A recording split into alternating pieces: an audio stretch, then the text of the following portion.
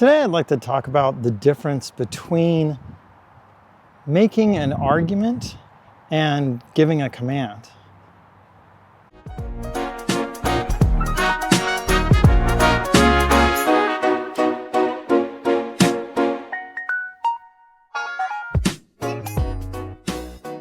Oftentimes we don't understand the difference between making an argument and giving a command.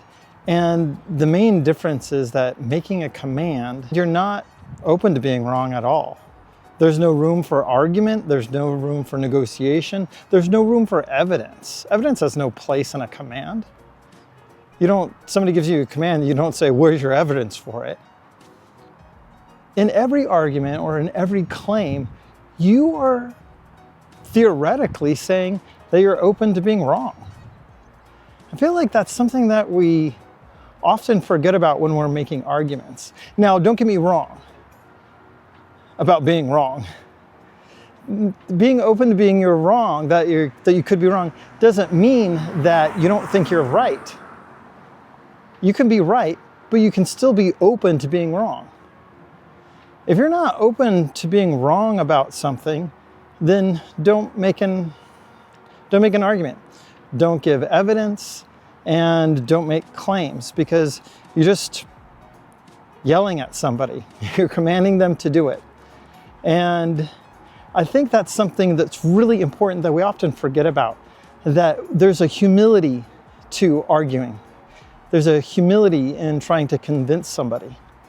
There's a humility in giving evidence.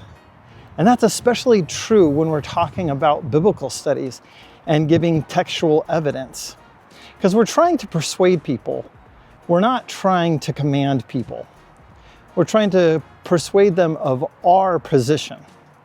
And so, because of that, our evidence needs to be public.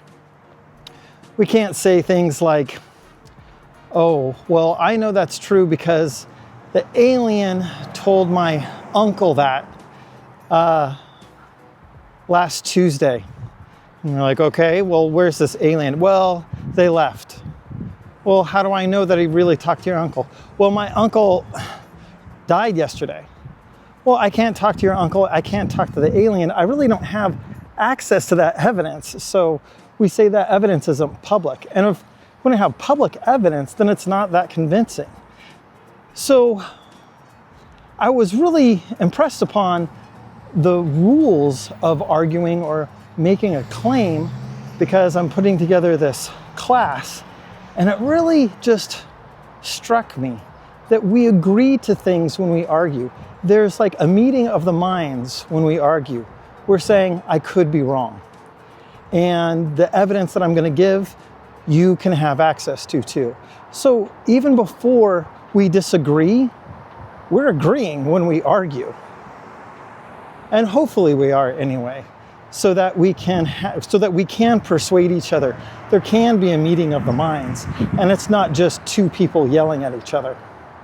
Those are just some quick thoughts that I think bear repeating, especially around topics that are so electric, like biblical studies and theology. And it's super important to keep those in mind, almost to kind of rehearse them before we even get into a conversation, or just even say them out loud to each other. Because we're looking to persuade, we're not looking to command. We're looking to learn. And that's another big thing.